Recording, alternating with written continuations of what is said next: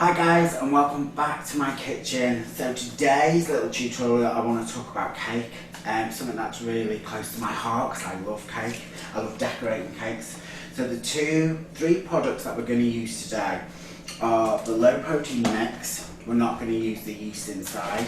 The other one that people tend to ask a lot of questions about, and you might have it in the cupboard and really don't know how to use it, and that's the egg replacer. So we'll go through that when we're going to kind of do that, and then we're also going to use a low protein drink. There's 2 milks, it's completely down to you which way one you want to use.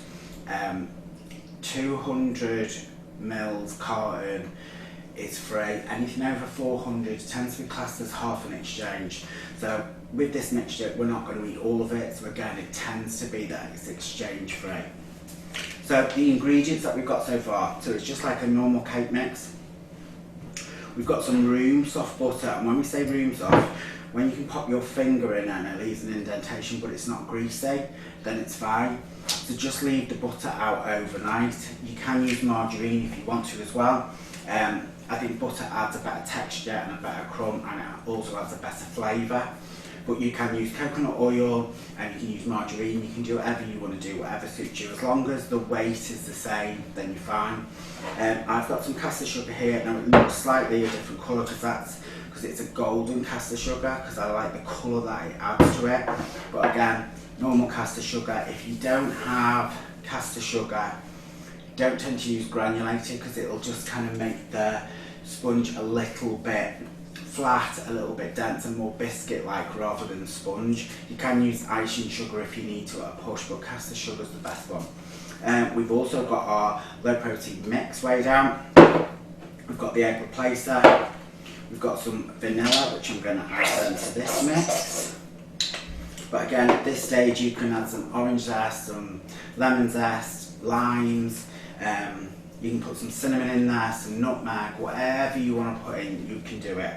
Let me just give you a piece of advice if you want to do a chocolate cake, which I've done here. Take out a quantity of the flour and add in the same quantity of cocoa powder. You can't use the same amount of flour, and with the addition of cocoa, it will make the cake really dry and again become quite brittle and quite biscuit-like. So you need the quantity to stay the same. All of the recipes as normal are on Low Protein Connect. Have a look on Twitter and have a look on Facebook, but you'll get the recipe there. So all we're going to do is literally just cream these two together, and because the butter is really soft, that then becomes really easy. If the butter's a bit hard, then sometimes you want to use machinery, so you can use a hand whisk or you can use a freestanding mixer. But if you get the butter at the right temperature, you can see how easy it is just to cream together. So work this just a little bit, and all we want to do is try and incorporate some air into this, which will help us with the lift of the cake and give it that sponge-like texture which we're all used to. Preheat the oven while you're doing this, because the cake's better to go into a warmer oven, because we're going to add some baking powder. The baking powder will start with when it hits the heat. If the oven's too cold, you then might get a slightly flatter cake, or if the oven's too hot, it might rise and then fall in the middle. So if you get everything right for a sponge cake, it will always work for you.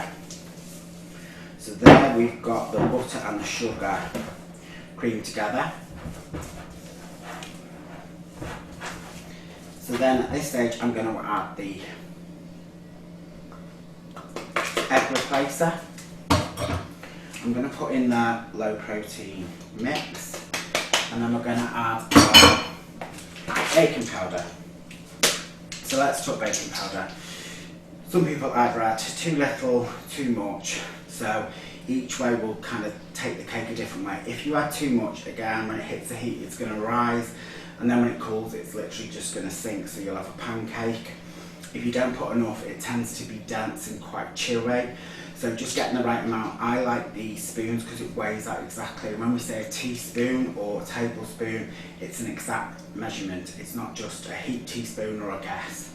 So with this, you want a level teaspoon, and I'm going to add 2. Add in our milk. And then all we're going to do is stir to combine.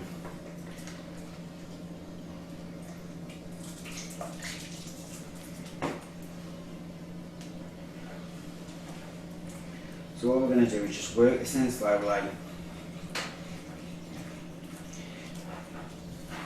We're looking for the consistency, which is called dropping consistency. So when you spoon a bit off, it should just naturally drop out.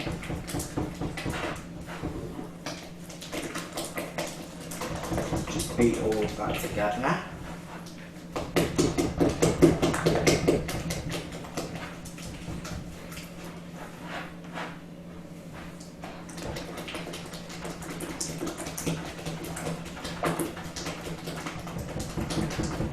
Takes a bit of time, but you'll get there.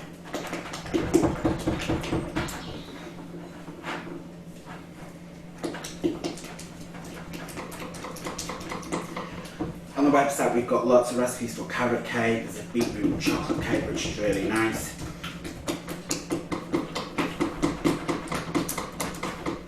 So there you go, so you just got that mixture ready. So how you then bake it is up to you.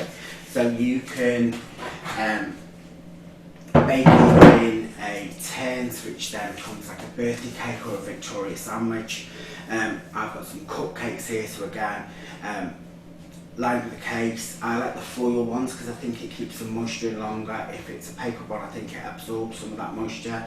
So if you can get the foil ones, I think they're better. We've done these little fudge brownie bars as well. So that's in a tray that looks like this. It's silicone, but if you are going to use anything silicone, I always spray it with some cake release spray because it just means getting them out becomes really easy.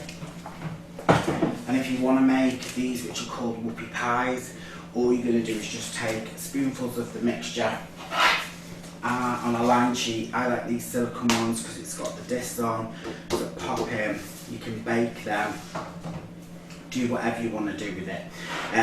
It's one of them things that once you start making the cakes, they're easy and you can change the flavours. You can add raspberries to it, you can add strawberries to it, you can change the colour of it and make a confetti cake, you can add sprinkles into there, you can add some sweets into there. The world's your oyster. Once you've got that basic recipe and it's done, it's easy. So let's just look at the whoopie pies and then fill in. So these are the sponge discs that I've done. I've just sprayed the outside of these with some glitter. And then just to sandwich these together, we're going to use some buttercream.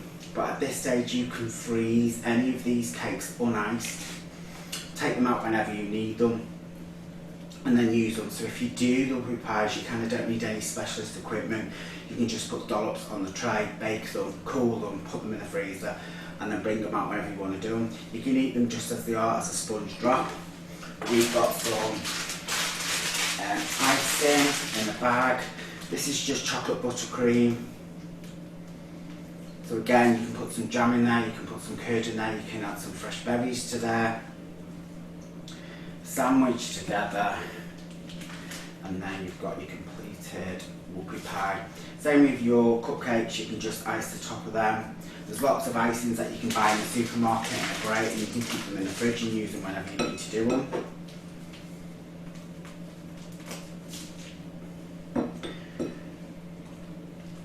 One more and there you go. So you've got your basic cake mix, how to cook it, how to store it, and then how to change the different varieties of it. So enjoy the cake, enjoy decorating it, send me some pictures if you're kind of being creative, and I'll see you next time. Bye.